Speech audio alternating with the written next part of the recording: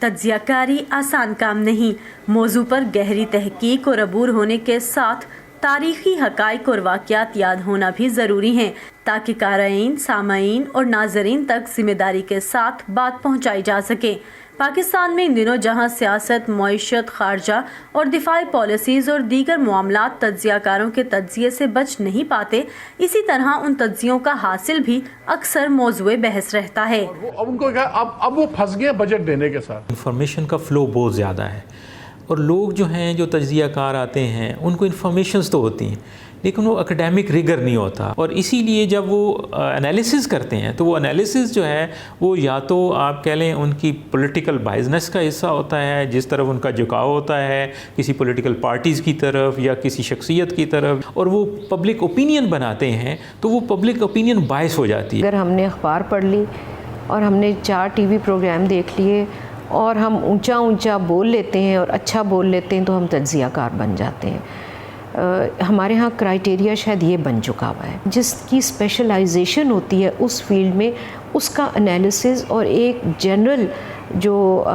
شخص ہوتا ہے اس کے انالیسز میں بہت فرق ہوتا ہے۔ رول اب ایک انٹرم پرائم منسٹر کا ہے۔ پروپیگنڈا نیوز آئیڈینٹیفیکیشن ماڈل پر پی ایچ ڈی کرنے والے جامعہ پنجاب کے محقق خرم شہزاد کہتے ہیں کہ انہی تجزیوں کی آڑ میں عوام کے نظریات کو بھی من پسند شکل میں ڈھالا جاتا ہے۔ کسی قومی موضوع پہ اگر اس کو کوئی ذہنی انتشار ہے کہ وہ اس موضوع پہ فیصلہ نہیں کر پاتا کہ ٹھیک کیا ہے اور غلط کیا ہے، وہ اس ٹول کے ذریعے اثر انداز ہوتے ہیں کہ تاکہ وہ ایسے بتائیں کہ یہ ایک جنرل سی اوپینین ہے اور سارے ماہرین یا سارے لوگ ایسے ہی سوچتے ہیں، اور وہ ان پری ایگزسٹنگ آئیڈیاز اور بلیفز کو اسٹرینتھن کرنے میں مدد دیتے ہیں۔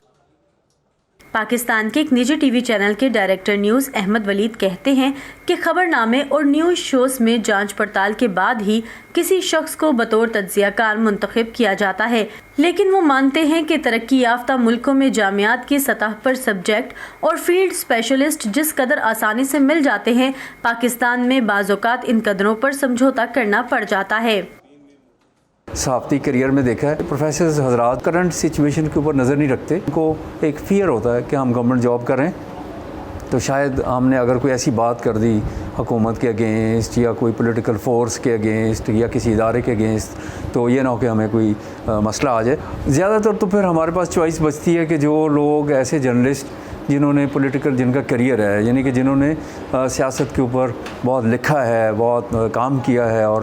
ساری پاکستان کے ادوار جو ہیں ان میں سے گزر کے ہیں، تو کوشش ہوتی کہ ان جیسے لوگوں کو لیں۔ کیا سپریم کورٹ بار ایسوسی ایشن کو عدالت میں اس معاملے کو لے کے جانا چاہیے تھا؟ تجزیہ کاروں کی بھرمار میں دیکھنے والوں کو ایک کمی خواتین تجزیہ کاروں کی بھی نظر آتی ہے۔ اینکر منیزہ جہانگیر سمجھتی ہیں کہ مردوں کی اجارہ داری والے معاشرے میں خواتین کو کافی محنت کرنا پڑتی ہے۔ میں جب اپنا ٹی وی پروگرام کرتی ہوں تو اکثر یہ ہوتا ہے کہ پینل کے اندر تینوں کے تینوں مرد ہوتے ہیں، اس کے اوپر کبھی کوئی کامنٹ نہیں کیا جاتا، مگر اگر تینوں کے تینوں جو پینلسٹ ہیں وہ خواتین ہوں تو پوچھا جاتا ہے کیا خواتین کے اوپر پروگرام ہو رہا ہے، کیا خواتین کے ایشوز کے اوپر پروگرام ہو رہا ہے۔ تو یہ بڑی دلچسپ بات ہے، اس لیے چونکہ جس تعداد میں خواتین پچھلے 10 سال میں پاکستان کے ہر شعبے کے اندر آئی ہیں تو اس کے اوپر تعجب نہیں ہونا چاہیے کہ تینوں کے تینوں جو پینلسٹس ہیں وہ خواتین ہیں، اور اگر وہ خواتین ہیں تو پھر ان کو کیا خواتین کے مسائل پہ ہی بات کرنی چاہیے یا کہ مین اسٹریم ایشوز کے اوپر بات کرنی چاہیے۔ وزیر اعظم نے کہا کہ ہماری کابینہ وار کیبنٹ ہے۔ ماہرین سمجھتے ہیں کہ نیوز پروگرامز میں تجزیہ کاروں کے جنس میں توازن رکھنا جس قدر ضروری ہے اتنا ہی اہم تجزیہ کاروں کی غیر جانبداری بھی ہے، اور اسی اصول کو اپناتے ہوئے معاشرے میں فروغ پاتے عدم برداشت کے رویوں میں کمی لائی جا سکتی ہے۔ Saman Khan, Voice of America, Lahore.